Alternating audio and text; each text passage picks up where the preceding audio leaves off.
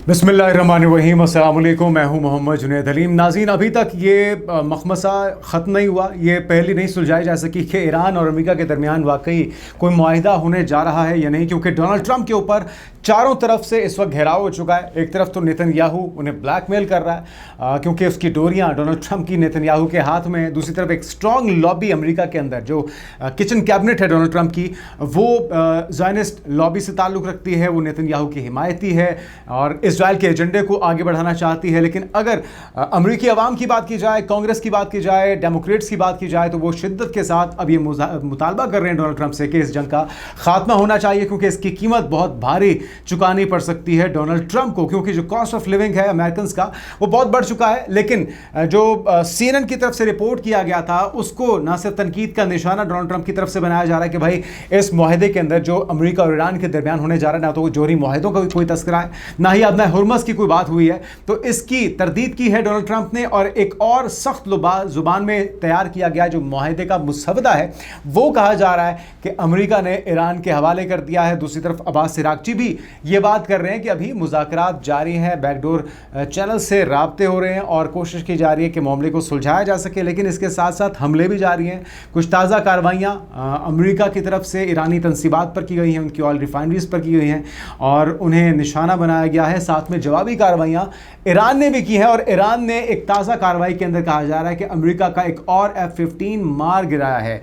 गुज़िश्ता रोज़ जो MQ-9 नामी एक ड्रोन था, जदीद ड्रोन, उसे निशाना बनाया गया था। उसके जवाब में अमेरिका ने मज़ीद कार्रवाइयाँ की ईरान के ऊपर, और ये जो हमलों का सिलसिला है ये भी हमें तेज़ होता दिखाई दे रहा है, और इसके असरात हमें स्टॉक मार्केट्स के ऊपर दिखाई दे रहे हैं, गोल्ड मार्केट के ऊपर और तेल की कीमतों के ऊपर भी शिद्दत के साथ दिखाई दे रहे हैं। तेल की कीमतें, पेट्रोलियम मसनूआत की कीमतें एक बार फिर से बढ़ रही हैं, और जो माल बनाने का सिलसिला है डोनाल्ड ट्रंप के रुफ़का की तरफ से वो भी जारी है।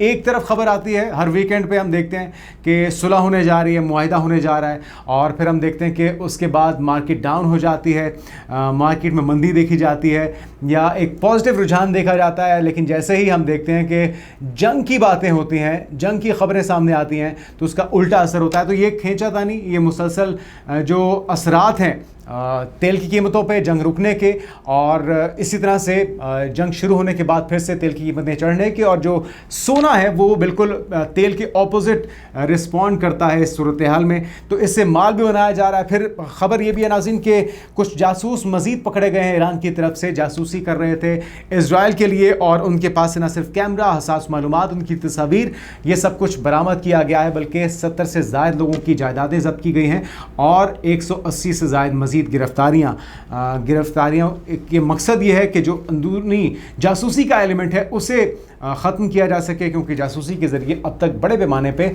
ईरान को नुकसान पहुंचा है। तो ताज़ा डेवलपमेंट आपके साथ एक एक करके शेयर करते हैं। अमेरिकी मीडिया रिपोर्ट्स के मुताबिक सदर डोनाल्ड ट्रंप ने अमेरिका और ईरान के दरमियान मुजवज़ा जो मुआहिदा है उसमें बाज़ तरामीम की है, और उसकी हिदायत के बाद रमा साल के आगाज़ में शुरू होने वाले जंग के खात्मे को कहा गया है कि वो यकीनी बनाने के लिए अब भी कोशा हैं। पाकिस्तान की तरफ से तो बैकडोर राब्ते किए ही जा रहे हैं। पाकिस्तान से मुसलसल ये कोशिश कर रहा है कि ये जो अमन हो, ये देरपा हो और ये मुस्तकिल हो, सिर्फ वक्ती तौर पर ना हो। जिस तरह से हमने देखा कि गज़ा अमन मुआहिदे को भी नेतन्याहू ने अपनी शैतानियों की वजह से न सिर्फ सबूताश किया, बल्कि अभी गुज़श्ता रोज़ जो कार्रवाई की है, लिबनान का 2000 मुरब्बा किलोमीटर से ज़ायद का जनूबी लिबनान का इलाका है वो अपने कब्ज़े में ले लिया है, और उसे अपनी फतह क्लेम किया जा रहा है नेतन्याहू की तरफ से। तो ख़बर यह है, रिपोर्ट्स के मुताबिक मुजवज़ा तब्दीलियाँ आबना हुर्मस और ईरान के आला सतह पर अफजुदा यूरेनियम के इनखला से मुतल्लिक भी हैं। वाइट हाउस ने इस हवाले से मज़ीद तबसरा करने से गुरेज किया है। ताहम ईरानी चीफ मुज़ाकरातिकार मोहम्मद बाकिर कालिबाफ ने इतवार के रोज़ कहा है कि तेहरान किसी ऐसे मुआहदे पर रज़ामंद नहीं होगा जिसमें ईरान के हकूक़ का मुकम्मल तहफ़्फ़ुज़ यकीनी ना बनाया जाए। तो दोनों तरफ से ये कोशिश की जा रही है कि विन विन सिचुएशन हो, अपने आवाम को जस्टिफाई किया जा सके। डोनाल्ड ट्रंप को सबसे ज़्यादा ख़तरा यही है कि उनके ऊपर जो तनकीद होगी, अगर वो कोई ऐसा जल्दबाजी में मुआहिदा करते हैं जिसमें ईरान अभी तक, क्योंकि बज़ाहिर फातेह इस जंग का, क्योंकि उसने हार नहीं मानी, क्योंकि वो कंधों पर, घुटनों पर नहीं आया, तो डोनाल्ड ट्रंप को यह ख़तरा है कि उनकी हुकूमत का बोरिया बिस्तर गोल हो सकता है अगर ईरान इसके अंदर वाज़ेह तौर पर फातेह दिखाई देता है। बहरहाल जो खबर यह है कि सदर ट्रंप और उनके सीनियर मुआविनीन ने जुम्मे के रोज़ ईरान के साथ जंगबंदी में तोसी के लिए एक फ्रेमवर्क पर हतमी फैसला करने के मकसद से इजलास मुनक्किद किया, ताहम मुलाकात किसी वाज़े नतीजे पर नहीं पहुँच सकी। जो ताज़ा मुसवदा है इसमें 60 रोज़ा जंगबंदी शामिल होगी, आबने हुर्मुज़ को दोबारा खोलने और ईरान के जौहरी प्रोग्राम पर मुज़ाकरात की बहाली के लिए एक फ्रेमवर्क भी शामिल है। और ये तफसीलात अमरीका में BBC के शराकतदार खबरसां इदारे CBS न्यूज़ की रिपोर्ट ने बताई है। साथ में जिस तरह से हमने आपको बताया कि लिबनान के ऊपर ताज़ा जारियत की गई है, ताज़ा हमला किया गया है, उनका बहुत सा इलाका जनूबी लिबनान में बेफोर्ड किले पर कब्ज़ा किया गया है और हिज़्बुल्लाह के ख़िलाफ़ मुहिम में एक अहम मोड़ इसे कहा जा रहा है। उन्होंने कहा है कि जो नेतन्याहू का बयान सामने आया है वीडियो पैगाम में, उसने कहा कि आज हम एक मुख्तलिफ अंदाज में बेफोर्ड वापस आए हैं, हम मुत्तहिद, पुरअज़्म और पहले से ज़्यादा मजबूत वापस आए हैं। तो ग्रेटर इसराइल का जो नापाक मंसूबा है उसे पाए तकमील तक पहुँचाने के लिए नेतन्याहू एक के बाद एक जंगी जुर्म का इर्तिकाब कर रहा है और जो अब्राहम अकॉर्ड को तस्लीम करने की बात हो रही है उसका इजहार पहले ही डोनाल्ड ट्रंप की तरफ से किया जा चुका है। पाकिस्तान का जवाब बड़ा वाज़ेह है। इसहाक डार साहब ने अमेरिका के अंदर मौजूद रहते हुए कहा है कि भाई ऐसा सोचना भी नहीं, पाकिस्तान अपने इस असूली और देरपा मौक़िफ़ से कभी भी पीछे नहीं हटेगा 1 इंच भी, क्योंकि पाकिस्तान के पासपोर्ट पे लिखा हुआ है कि इज़राइल वो वाहिद मुल्क है जहाँ के लिए ये पासपोर्ट इस्तेमाल नहीं हो सकता। बाकी आप दुनिया भर में जहाँ मर्जी जाइए और आप उसको इस्तेमाल कर सकते हैं सिवाय इज़राइल के।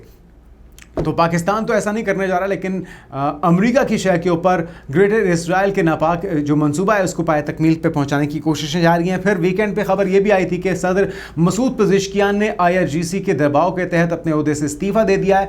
तो ईरानी गवर्नमेंट की तरफ से इस इस्तीफ़े की खबरों की तरदीद की गई है।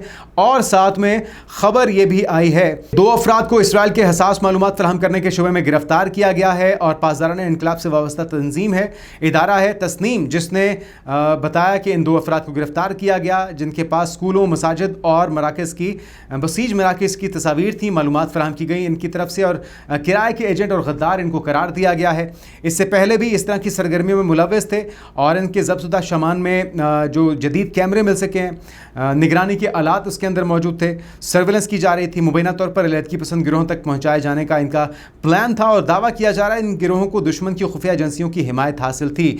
264 आतिशी असलहा कब्जे में लिया गया। इस कार्रवाई में बरामदशुदा असले में 96 जंगी हथियार हैं, 168 राइफलें हैं, तकरीबन 4000 गोलियां भी शामिल हैं और 187 अफराद को गिरफ्तार किया गया, जिनमें से 75 अफराद के असासे भी जब्त करके इन्हें अब इनके खिलाफ कार्रवाइयाँ अमल में लाई जाएंगी और 2 अफराद को जो गिरफ्तार किए गए हैं उन्हें भी इसके अंदर शामिल किया गया है। तो मजमूई तौर पे जो गिरफ्तारियाँ हैं उसकी वजह यह है कि अभी भी जो जासूसी का एलिमेंट है वो बहुत ज़्यादा डैमेज कर रहा है ईरान को और इसके खात्मे के लिए कोशिशें की जा रही हैं। दूसरी तरफ जो गुज़श्ता रोज़ की कार्रवाई थी, जिस तरह से हमने आपको बताया है कि MQ-1 ये ड्रोन था जो कि तबाह किया गया है ईरान की तरफ से और अमेरिकी सेंट्रल कमांड की तरफ से इसकी तस्दीक की गई है कि ईरान के खलीजी साहिल पर किए गए हमले ईरान की जारहाना कार्रवाइयों के जवाब में थे, जिनमें एक अमेरिकी MQ-1 ड्रोन को मार गिराना भी शामिल था जो बैनुल-अक़वामी फ़िज़ाई हदूद में परवाज़ कर रहा था।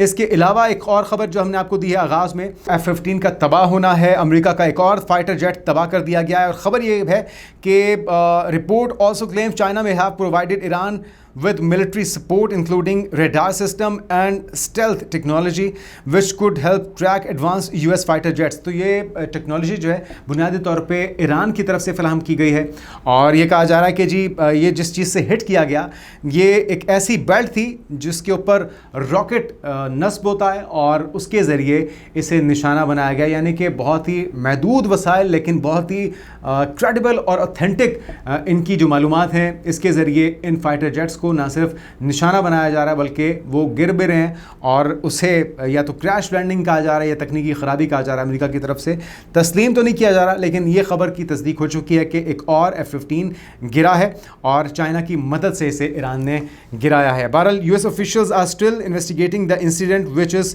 Believed to involve shoulder fired missile also known as MANPADS. तो मैन पैड्स के ज़रिए ईरान की तरफ से कारनामा सर अंजाम दिया गया है। दूसरी तरफ आपने देखा होगा 2 रोज़ पहले एक बार फिर से जनरल अनिल चौहान जो हैं भारत के, उनकी तरफ से हर्जा सराई की गई है पाकिस्तान के ऊपर हमले की सूरत में। ऑपरेशन सिंदूर 2.0 कहते हैं कि जी हम उसके लिए तैयारी कर रहे हैं, आपस में हमारी जो फोर्सेस हैं चाहे वो बरी बहरी या फ़िज़ाइया हो उनके दरमियान कोऑर्डिनेशन की। पिछली बार जो इनको मार पड़ी थी अब इनको समझ में आ चुकी है कि आपस में इनकी कोऑर्डिनेशन ही नहीं है, इनको पता ही नहीं इनको करना क्या है। तो अब हर्ज़सराई की जाती है।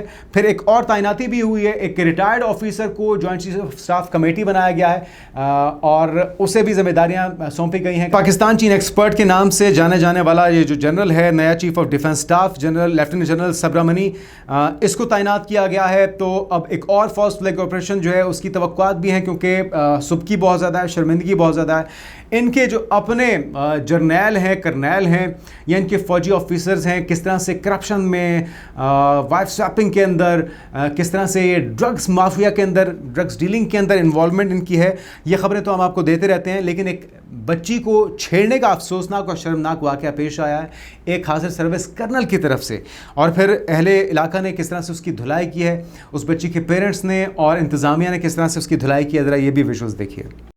बच्चे जो है उनको लेने के लिए जा रहा हूँ। आप भी यार देखिए,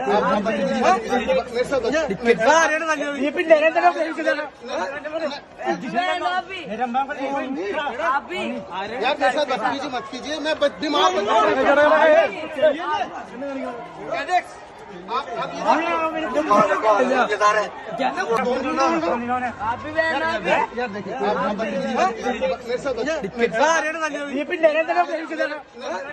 तो नाज़रीन, ये लेफ्टिनेंट कर्नल करनाल सिंह हैं जो कि केरला के अंदर एक लड़की को हिरासा करते हुए रंगे हाथों पकड़े गए हैं, फिर इनकी धुलाई हुई है। और ये बुनियादी तौर पे इनका जो किरदार है, जो इनकी क्रेडिबिलिटी है, आपको अंदाज़ा लगाया जा सकता है कि करप्शन के अंदर, सारी दो नंबरियों के अंदर इनकी फ़ौज जब मुलविस होगी तो फिर पाकिस्तान जैसी बहादुर, चौकन्ना और गयूर फ़ौज का मुकाबला ये क्यों कर सकेंगे और कैसे कर सकेंगे। फिर इनकी नाक कटती है तो फिर ये झूठ का सहारा लेते हैं, ये धुरंधर जैसी, बॉर्डर टूर जैसी मूवीज़ बनाते हैं, लेकिन वहाँ पर भी अब इनको मार पड़ना शुरू हो चुकी है, क्योंकि इस कदर नफ़रत, इस कदर प्रोपेगेंडा, इस कदर इस पर झूठ होता है कि फैक्ट्स या ग्राउंड रियलिटी से उनका दूर दूर तक कोई ताल्लुक़ नहीं होता। तो अब मेरे ख्याल में भारत के अवाम भी ये समझने लगे हैं कि ये जो ढकोसला है, ये चूरन जो है, ये ज़्यादा देर तक बिकने वाला नहीं है। असल में इनको अपने गिरबान में झांके और अपने आप में सुधार लाने की ज़रूरत है। अपने टैक्स पेयर्स का पैसा अगर ये अपनी आवाम पर लगाएं तो शायद भारत के अंदर सुधार पैदा हो जाए। जो नफ़रत का बाजार ये गर्म कर रहे हैं, इससे इनको कुछ हासिल होने वाला नहीं है। आने वाले दिनों की पेशरफ से आपको आगाह करते रहेंगे। अपना ख्याल रखिएगा। अल्लाह हाफ़िज़।